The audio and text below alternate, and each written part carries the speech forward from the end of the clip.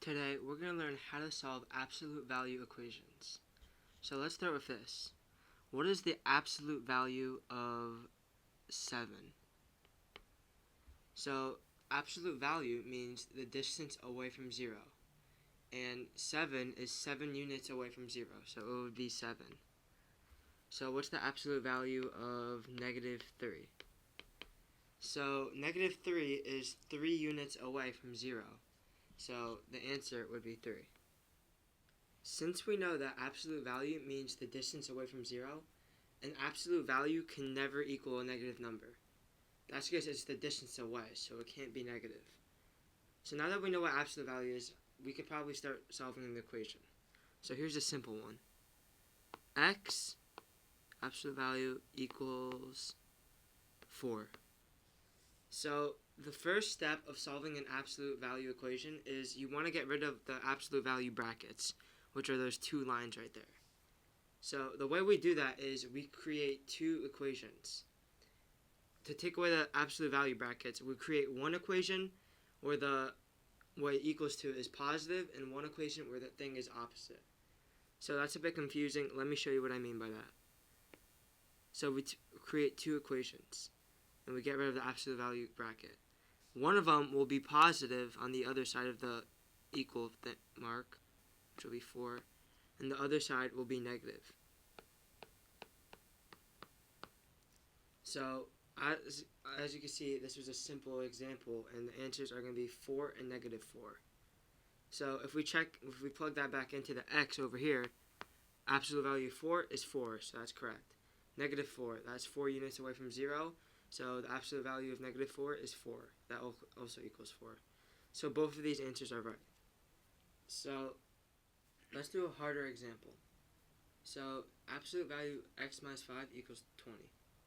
We need to create two scenarios, a positive and a negative scenario.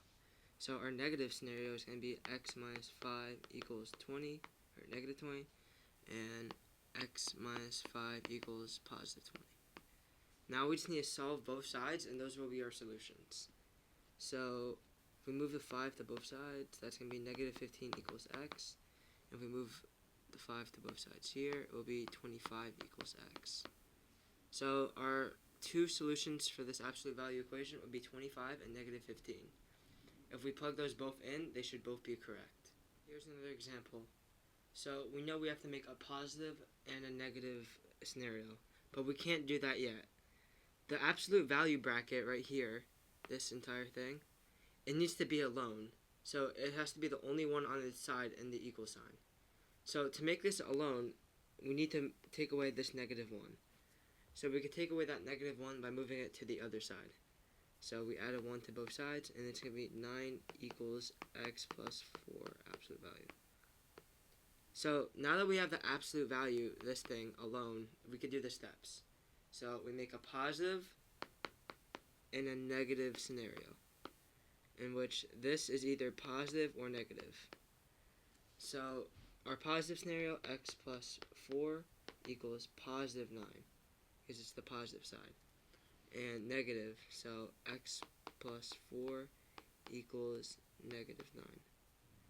And if we solve for the equation, x equals negative 13.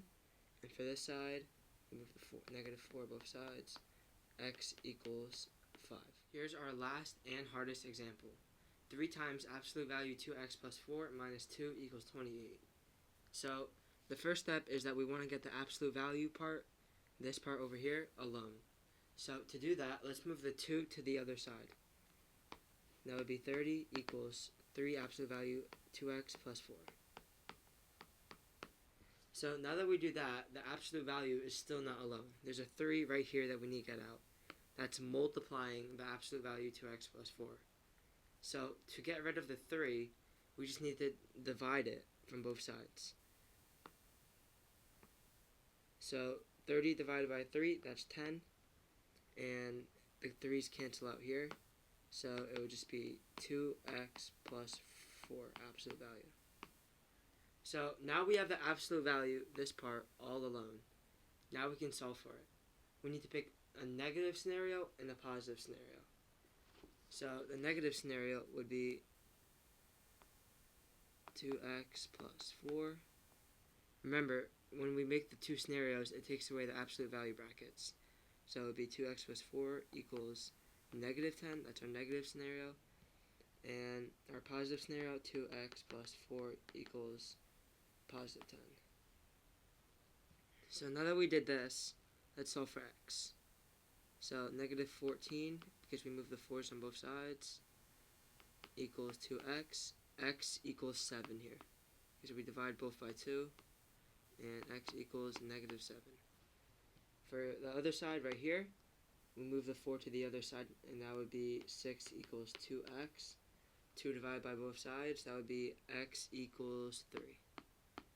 So here are the two solutions to this problem. If you have any questions, be sure to comment below. I answer them all.